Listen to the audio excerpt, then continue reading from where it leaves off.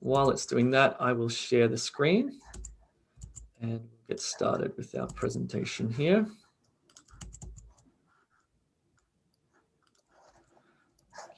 Okay, cool. It's done. It's redirecting to YouTube.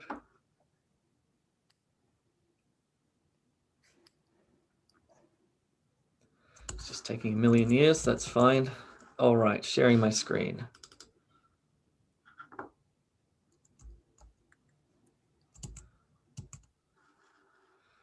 And cool. All right. Actually, I've just realized I'm going to have to turn off the YouTube channel. So there we go. One more time.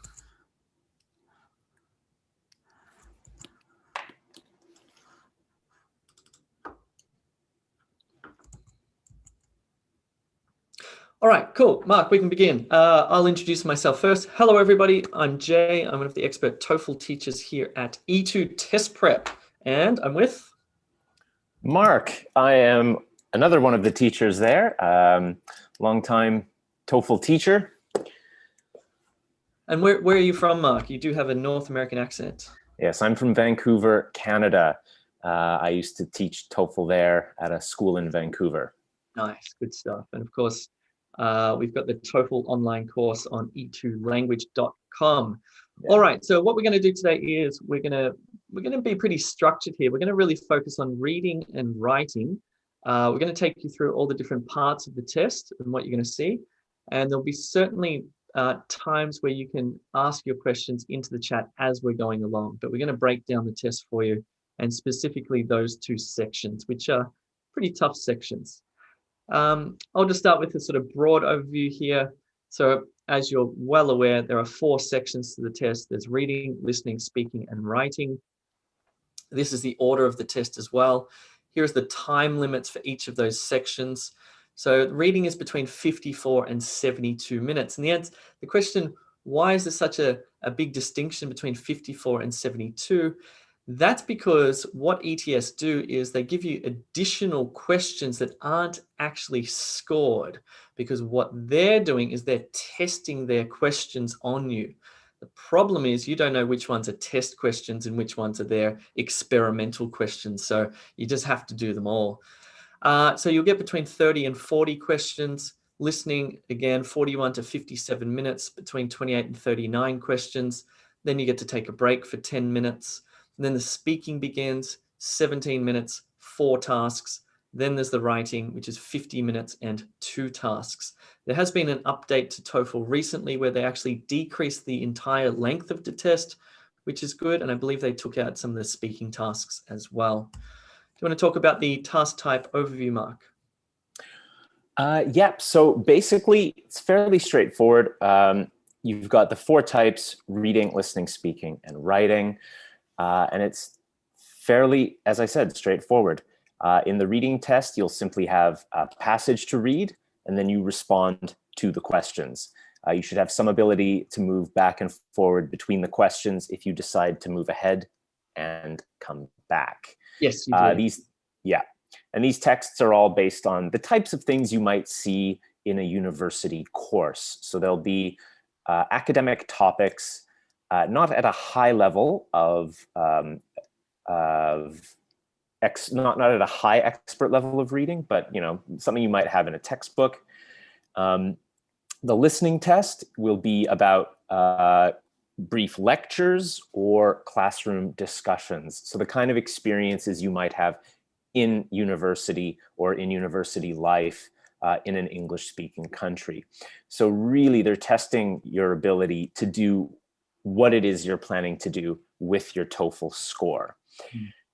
In the speaking tasks, you'll be required to discuss familiar topics. So they might, well, not necessarily familiar, but a personal choice. So they'll give you an option to talk about your opinion. And then also a little bit of work showing that you can discuss material that you have just listened to or read. So just like in university, you will hear something or read something and then be required to discuss it briefly afterwards.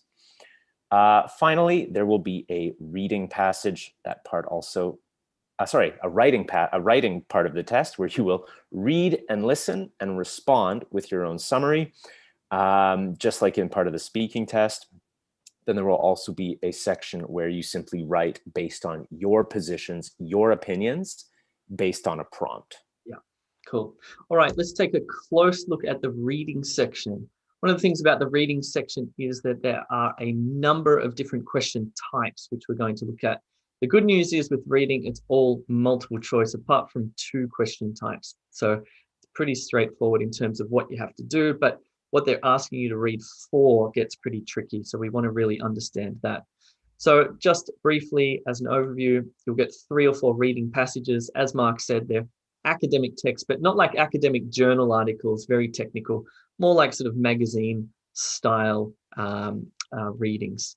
Each text is about 700 words long, which is pretty significant, quite long, and you'll get 10 questions per passage. The types of questions that you'll get will be these ones here. So vocab, sentence simplification, reference, factual information, negative factual information, inference, rhetorical purpose, insert text, prose summary, and fill in a table. Let's go through each of these so you're aware as to what you have to read for. Do you want to talk about this one first, Mark, the vocabulary in context question? Yeah. So basically, after you've done the reading, you'll get a set of questions, and you might get one like this, where you have to take one word and identify what it means. And in this case, you can see here, they've got the one single word. Now, yes, so this is where it is important to make sure that you have a relatively flexible range of vocabulary that you can read and understand, and you'll have to match it to a word in the form of a multiple choice question. Fairly straightforward. And yeah, you have to be a bit careful with these ones. There may be some slight clues in the text that will help guide you towards the correct answer. But the more comfortable you are with a wider range of vocabulary, the easier these questions are going to be.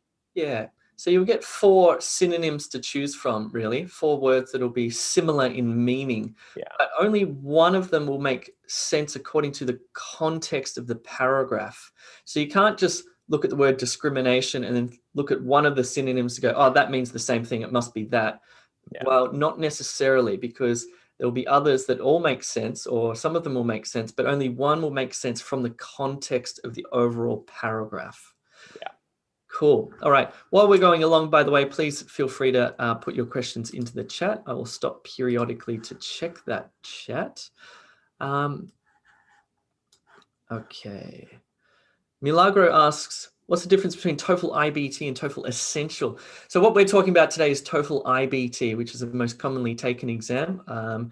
There is TOEFL Institution, ITP, I believe it's called. There are some slight differences in the format of the test and the different sections, but overall it's very similar. What we're talking about for IBT is similar to the other TOEFL tests as well. The other ones are paper-based. This is, of course, a computer-based test. But yeah, the key point here is the question types we're talking about, you will also see on the other tests. And yeah, both tests will be accepted by the institutions.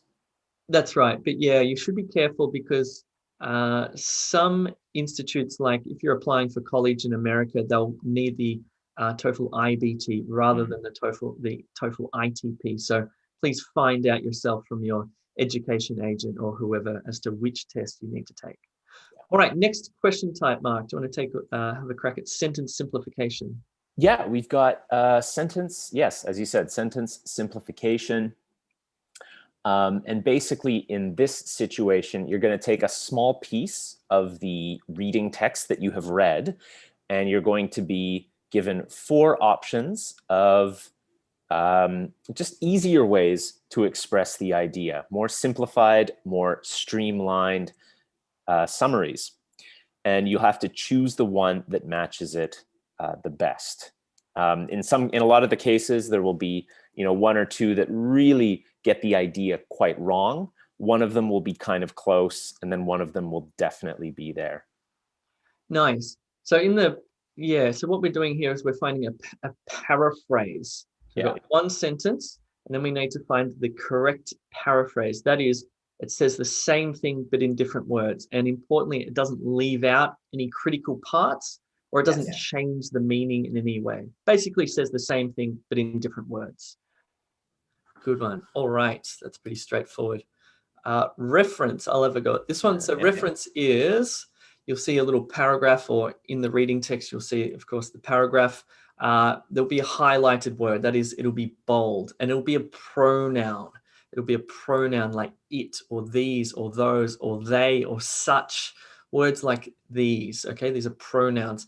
And pronouns, of course, refer back to another word, because when we use a word like peanut butter jar, for example, we can then use it to describe it thereafter. Where is it, the peanut butter jar? Okay, so what this question is asking you to do is to identify what word or words is the referent for that word it, or those, or them.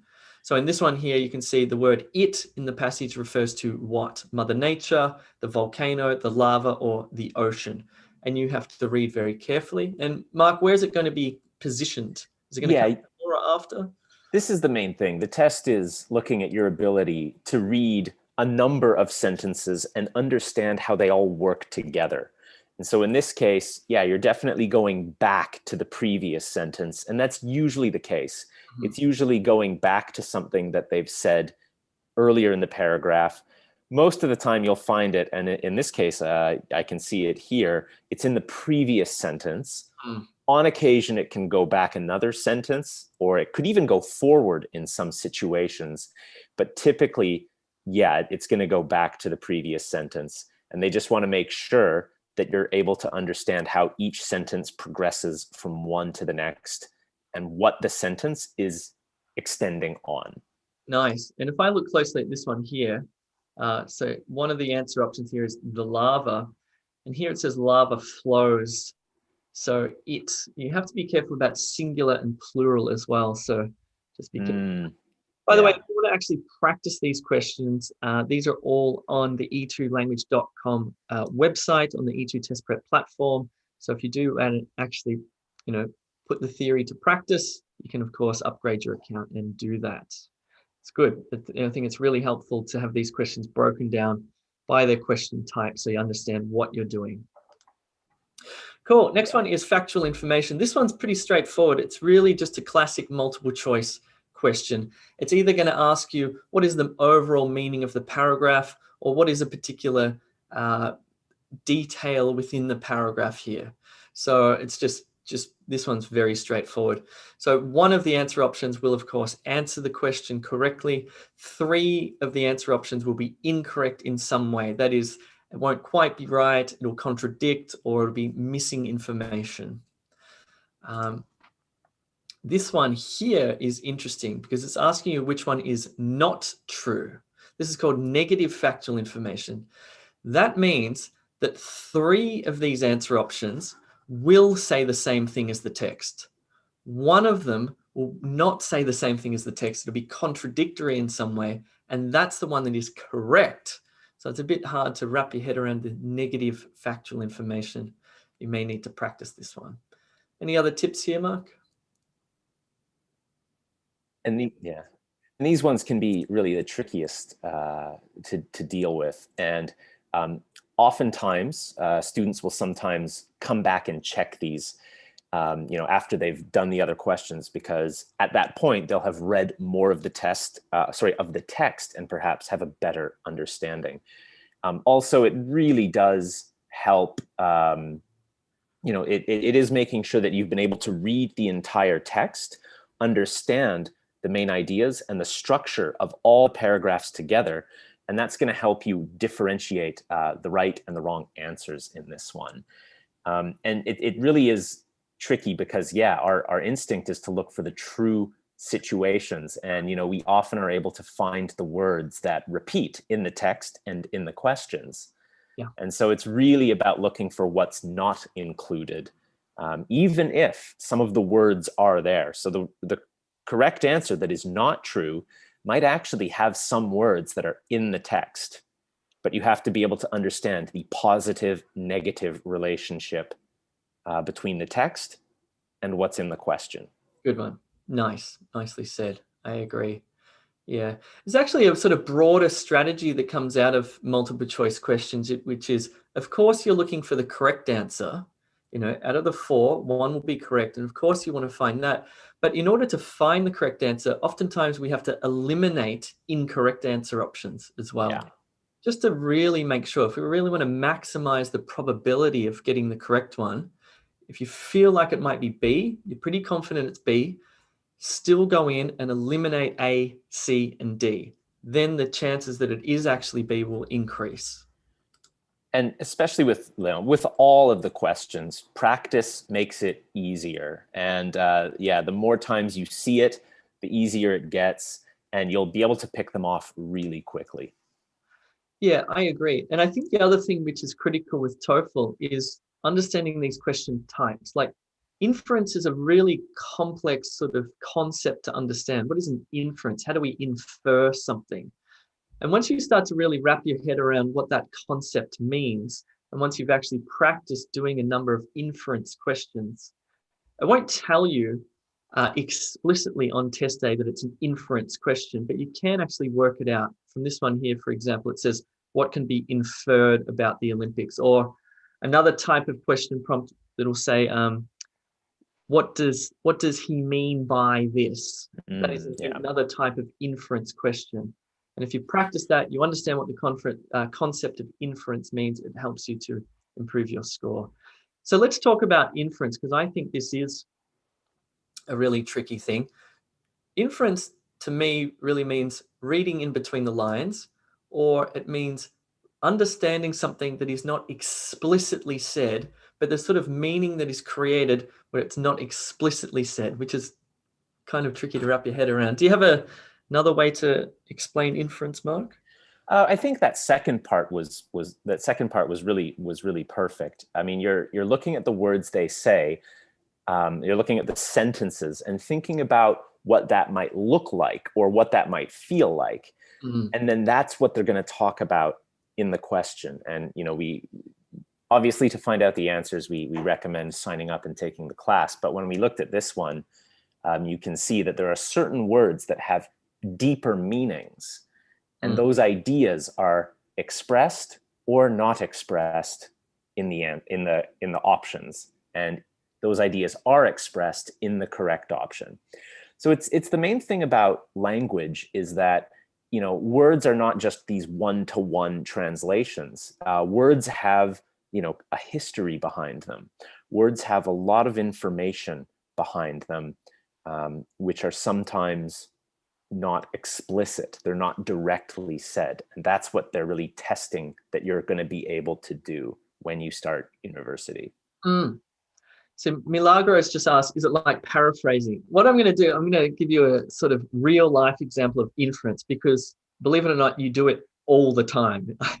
You'd be surprised how often in life, in day-to-day life, you're inferring something, which means that you don't really know. It's not explicitly said, but you sort of get the idea that this might be, or it seems like this. For example, let's say, you know that I've been having troubles with my girlfriend, for example, right? And you're my friend and you know this. And then one day I'm on my phone and I receive this text message and then I start crying. So what's the inference here? Maybe the inference here is that I've broken up with my girlfriend, or she's broken up with me, okay? You can sort of read in between the lines. You put 2 and 2 together. You think, oh no, must have broken up with his girlfriend. Or let's say I'm crying happily after a text message from my girlfriend. Maybe she's asked me to marry her or something like that. This is a crazy idea, but you see the point. In life, we're constantly going around and we don't really know because it's not explicitly said. I didn't say it, but we begin to sort of understand what's going on, and that's an inference. Yeah, I think that's good. And staying on the you know, the topic of romantic partners, boyfriends, girlfriends, you know, if you meet your boyfriend or girlfriend, and you know, at least in the English language, and they say, we need to talk. Oh.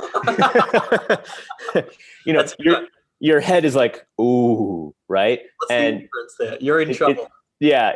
Something is going to happen and I'm not going to like it. That's a good inference. Well done. That's a great example. Yeah. Or, you know, a simple one would be just a visual one I think we can all agree with. Like if someone walked into the room, or they walked into the house or a building and they were wet, you would think, okay, it's raining outside. If you can't see outside, you know it's raining because this person has come in wet.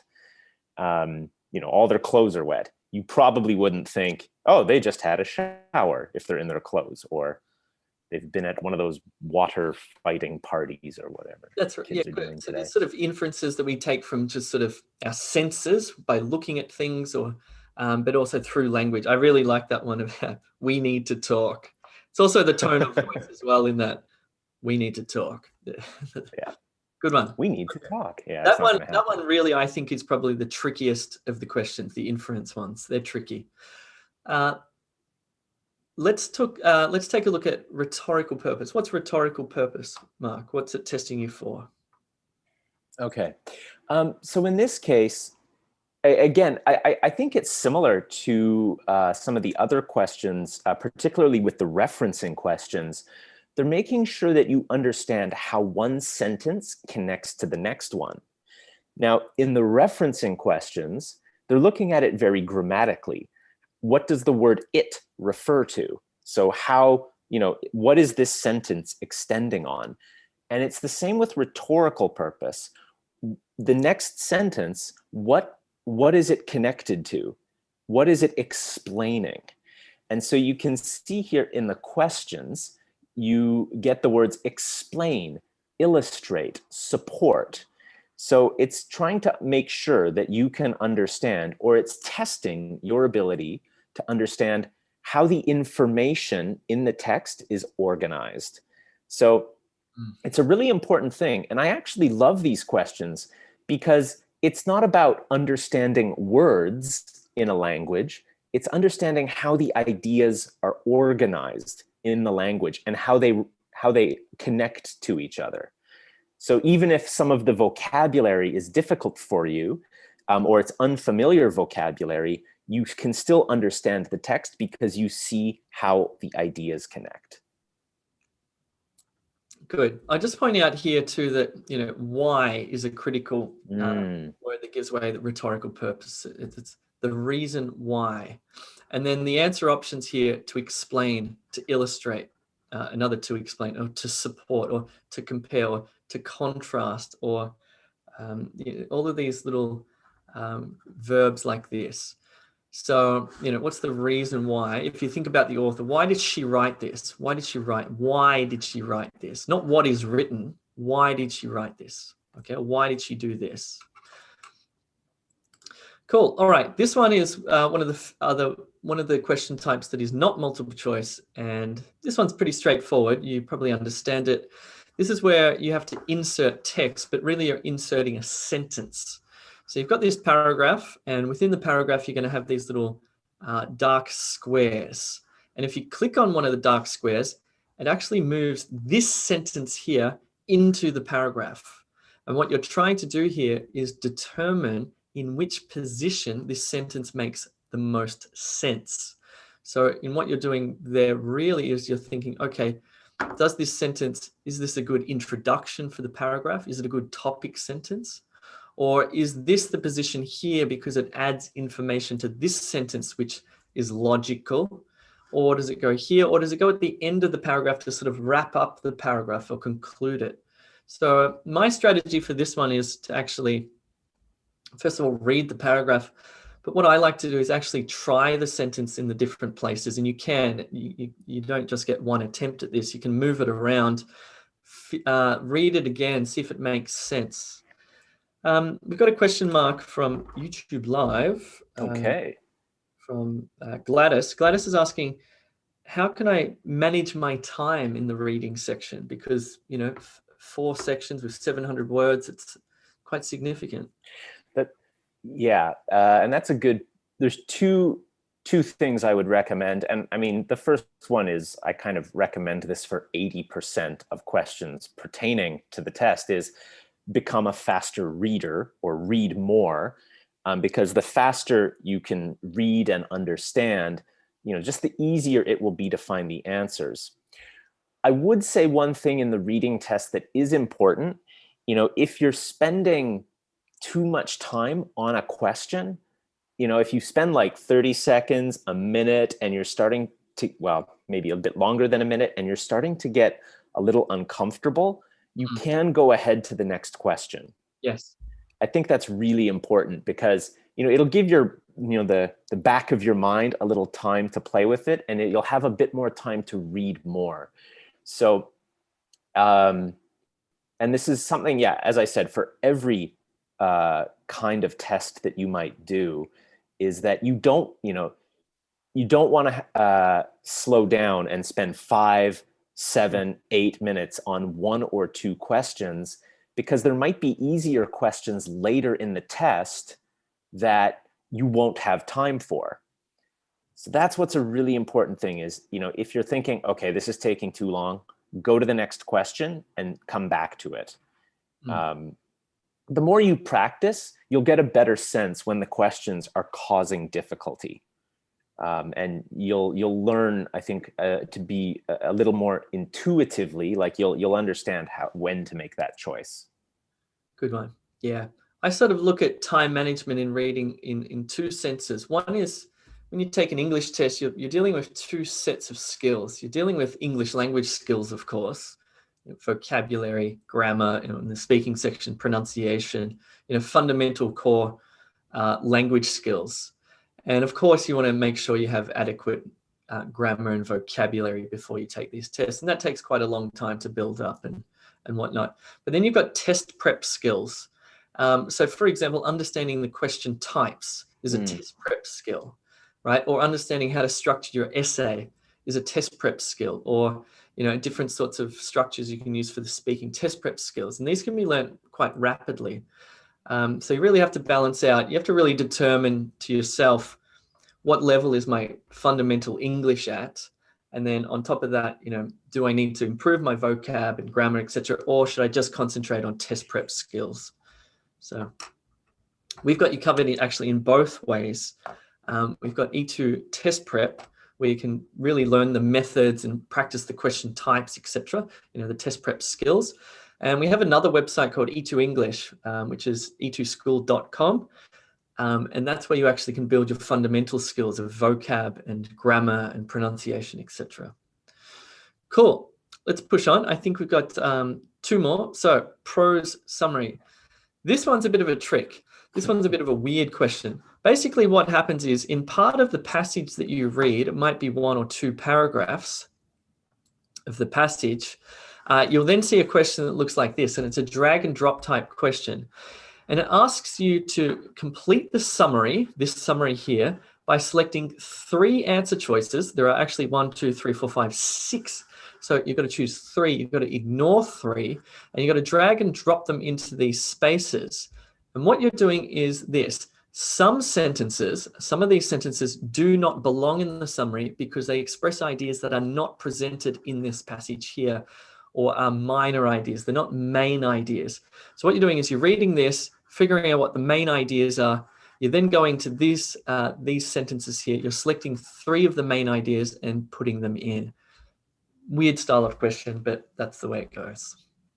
Yeah, and it's fairly, yeah, you just have to be able to differentiate between main idea and either not a main idea or simply information that wasn't stated there. And yeah, you can put those in whatever order you wish. That's right. And you'll want to, I guess in terms of scoring, you'll want to get at least 2 of them correct. Yeah.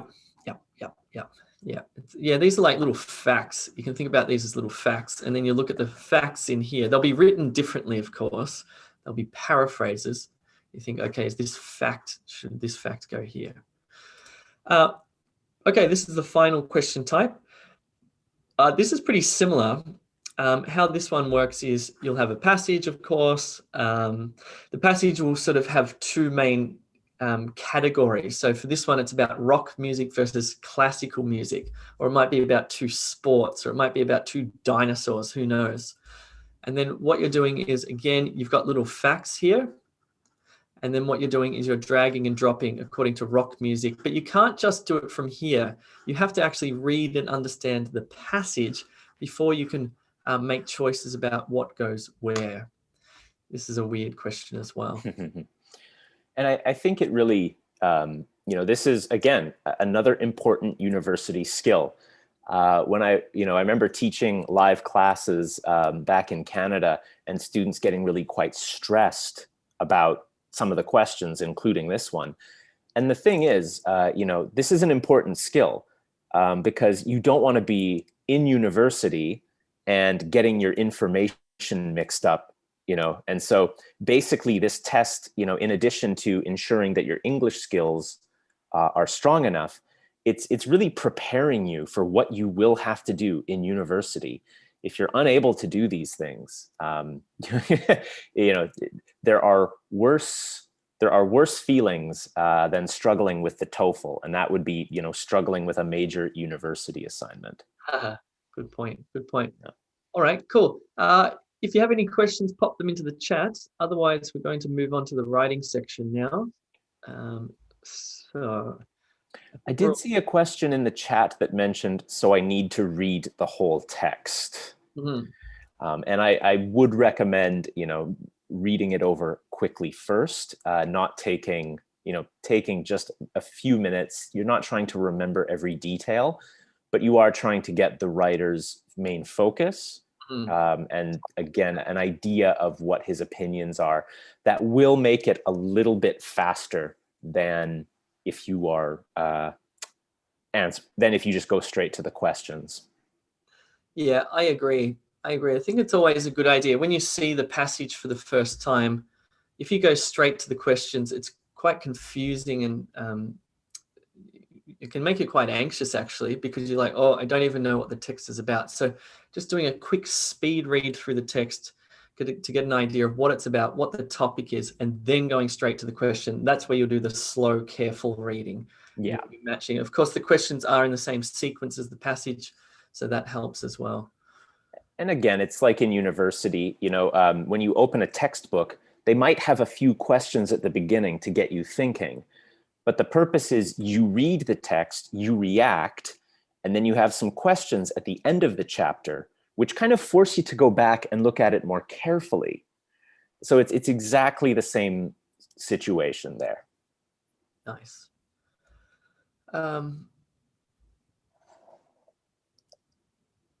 Oh, okay. Andres has a question Andres wants to know his current level of English. And I think the best thing you can do there, Andres, is actually take the mock test. So if you go to e2language.com and you sign up to the Express Plus package, it comes with a mock test. The reason this is good is a few reasons. One is you're going to get like exam-like simulation, and you'll feel what it's like to take the TOEFL test, which is great.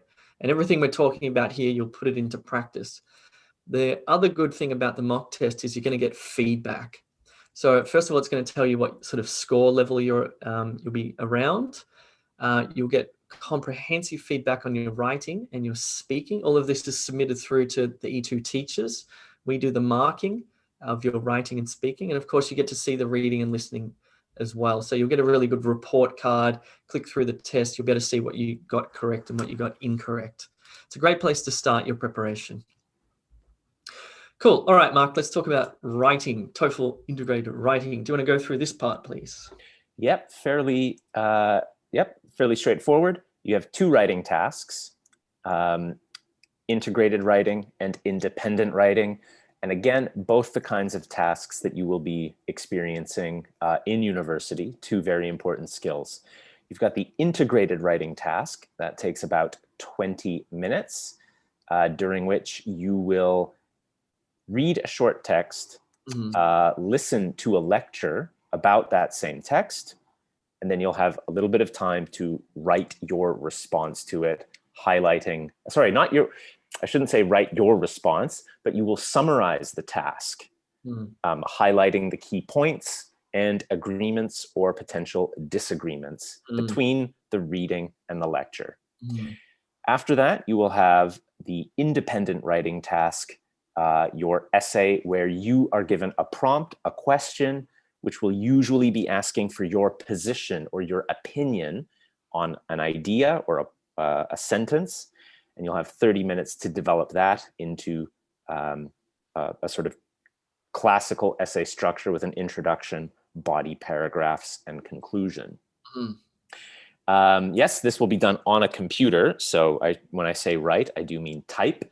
You'll be doing that on the computer, and your responses will be scored by both AI and humans, real people. There you go. Cool. Good stuff. All right. So let's take a close look at the integrated writing task. It's a bit of a tricky one if you haven't done it before. So as Mark said, you read a short passage, you'll be taking notes. Then you'll listen to a short lecture, and you must take notes here because you won't be able to hear that again. Then you write your summary in response to what you have just read and what you have listened to. So how it works is like this. Step one, you'll read. You'll be taking notes. So you want to take down keywords. You'll actually have a notebook and a pen on test day. So you'll be noting down key ideas from this reading passage. This reading passage, for example, is about the paleo diet. And perhaps this author here is against the paleo diet. Perhaps this author thinks that the paleo diet is bad for your health and gives various reasons why it's bad for your health. Step two is you're going to listen to a lecture. This lecture may contrast or contradict or say something, might talk about why the paleo diet is a good thing, why it is good for your health. So you'll be taking down notes about why it's good, and you've got a comparison there. Or it might actually agree with the previous author, but it might give additional information as to why the paleo diet is bad for your health. Either way, you're going to have a set of notes. Then in step three, this is where you'll actually write your short summary between 150 and 225 words. And what you'll be doing is using information from both of those sources. Yeah, and I think you mentioned both in reading and listening the option to make notes. And I really highlight that. The test will go by very quickly, and all you have is your notes. Yeah. Yes, make a few notes on the key ideas. I think when you're reading, it's just good to actually process the information, from your eyes and make a few quick notes. Yeah. Particularly in listening, because once that text is done, oh yeah, that's it. All you have are your notes.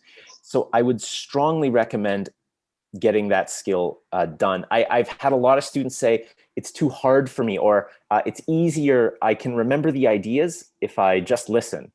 And that's usually just because the students haven't developed their note-taking habits yet, or their note-taking skills. So, I mean, there's, a simple way to just practice that is to, you can check out a TED Talk, you can check out the radio in English, listen and make notes. The more you practice that, it'll just get easier. You'll want to develop your note-taking. You don't have to write full words. You'll start learning your own little techniques to shorten what you're writing. And an example might be is if in the listening, they're contradicting the reading. So you might hear the speaker say, however, right? So you might just write H as your however, instead of writing out the full word. Yeah. Or, if in this case we have paleo, so if they talk about vegetables, you might just write VEG. So something to keep it really simple. And again, very important, just build that skill. And remember, you will absolutely need that skill when you're in university. Yeah, totally. Good. All right, Milagro's got a question here about independent writing. So we'll talk about that. We'll talk about that now, and hopefully we'll answer this, Milagro. So we've done integrated writing. Now we're on to independent writing. As Mark said, it's a bit of a classic sort of essay. So you write an essay, you have 30 minutes. The essay will be based on personal experience or your opinion in response to a topic that they give you. So for example, let's read this topic here. Some people believe that the earth is being harmed by human activity. Others feel that human activity makes the earth a better place to live. Which view do you agree with? So it's a bit of an opinion-based essay on sort of environmentalism. Pretty broad. This one's pretty broad. Milagro asks, can we use a template to answer this question? My answer to that one is that not necessarily a template, not one where you've memorized a structure with gaps and you're just going to put in gaps according to the topic. There's a few reasons why. One, if the examiners notice that it is a memorized template, you will, I don't know exactly in TOEFL, but I know in IELTS you get a 0, you get no score. Yeah. Yep, that's one thing. The other thing is, I mean, you know, these tests are designed very carefully so that a template might actually be problematic because, you know, the kind of answer you're expected to give might change a little bit. And so you might try to say something that you've memorized, but it doesn't really fit that topic. Mm-hmm. And that's going to affect the score that'll affect the score that you have. So in terms of like, you know, a full template in terms of you've memorized a large number of sentences and you just change out words, if that's what you mean, then that specifically would be something to avoid. Yes. Structures, however, are a really good thing. Structure is like the introduction. There is a way to write an introduction for any essay you get. Body paragraphs. There is a way to structure a body paragraph with a topic sentence and examples, etc. This is just, it's just how you write essays. So you really do need to learn the structures, not necessarily a template. And yeah, and some of the techniques for how to extend an idea. So in this case, are humans responsible for damage to the earth? You know, you want to be able to say, yes, they are. Here is one way. And then give an example or show the effect of that. So there's sort of mental organization techniques, but not, you know, specific words that you'll use. And I would also say, you know, we find very often in a lot of essays, there will be these sentences that clearly have kind of come from somewhere on the internet. You know, they might be these really long, beautiful vocabulary, very complex, and that's correct. It might be a little bit off topic sometimes, but then the rest of the English might not be at the same level. And remember, it's like, that's the part that's really going to determine your score. So it's good to spend time practicing your writing, getting feedback, and fixing your writing based on that feedback. It's a better use of your time instead of trying to memorize sentences or sentences that may or may not help you answer the question. Good. And if you do need writing feedback, of course, that's something we do at E2 Test Prep. Just go to e2language.com. Mark, let's have a quick look at how you get a top score for an independent writing essay. Yeah. So it says a few different things, and we'll try and break this down a little bit. First one is you effectively address the topic and task. What does this mean? Answer the question that is being asked. Right, that's it. Sounds simple, but it can happen that if you don't really take the time to read the question, make a few notes, think about the question, it's very easy to go off topic. And to be honest, also, a lot of, you know, regardless of if you are writing in your first or second language, it's very easy to go off topic. You know, a lot of university students in their first language, you know, in their first year or two, they might be getting into trouble in their own writing because they're straying from the topic. So it's a good reason to get feedback. Someone who can say, yeah, this is connected to the topic, but it's not what the question is asking you. That's right. Yeah, just read the question, answer the question. Next one is about organization and development, including explanations, exemplifications, or details. And this is really what we're talking about before about structure. So there's a certain way to write the introduction, a way to write the body paragraphs, etc., that include, you know, clear topic sentence, explanations, examples, exemplification, details, etc. So this is one of the reasons why you want to learn the structures. If you do want to learn the structures for to write a high-scoring TOEFL essay, these are on the platform on E2 Test Prep, so you can check them out there. Next one is about displaying unity, progression, and coherence. Mark, how do we do this? Yeah, you've got a position, you've got an idea, everything in your text is supporting and effectively extending upon that idea. And just one sentence to the next, there is a clear connection and progression, both in how the ideas support and connect to each other, but also linguistically how it's done. So you remember from the reading test, we had both reference questions, which, you know, how does the word it connect back to the previous sentence? Yeah. And then also, what was the other one where the ideas themselves are connecting? The rhetorical purpose. The rhetorical purpose one, like why does he mention it? So that part I often find it's a little easier and faster for students to learn how to organize ideas one after the other, and then to make sure that your grammar and vocabulary abilities are also able to accomplish that. Yeah, down here there is a section, of course, on grammar and vocab. So it says displays consistent facility. It just means you can use language, including syntactic writing, which is grammatical range, you know, different sentence types. You can use modal verbs and different verb tenses, etc. Then it's got a section on word choice, so vocabulary. You can use the right word at the right time. Idiomaticity, which means that you can use phrases and natural sounding phrases, basically. And you are allowed to make minor errors. That's completely fine. You can still make minor errors and still score a 5. So that's how you're scored for your essay. And again, it's scored by a person and a computer working in combination. Cool. Mark, we have come to the end of the AMA. If there's any more questions.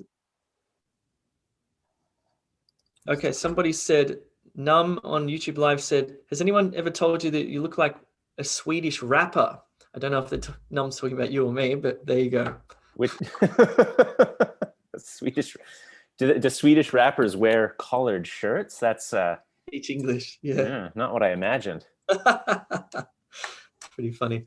Cool. All right, we might wrap it up there, Mark. And thanks very much for everyone for coming along. Cool. Well, now I'm really curious. I'm gonna Google Swedish rappers and see what happens. We've got a broad question from Milagro, which is suggestion to improve the reading and writing. Milagro, as I mentioned, 2 critical things here. One is fundamental English skills, grammar, vocab. That's essentially what it is for reading and writing. And then, of course, test prep skills, structures, understanding question types, etc. Both of these things are available on e2language.com, E2 Test Prep. So check them out and start preparing for your TOEFL. Cool. Thanks, Mark. I'll see you soon. Ciao. Farewell.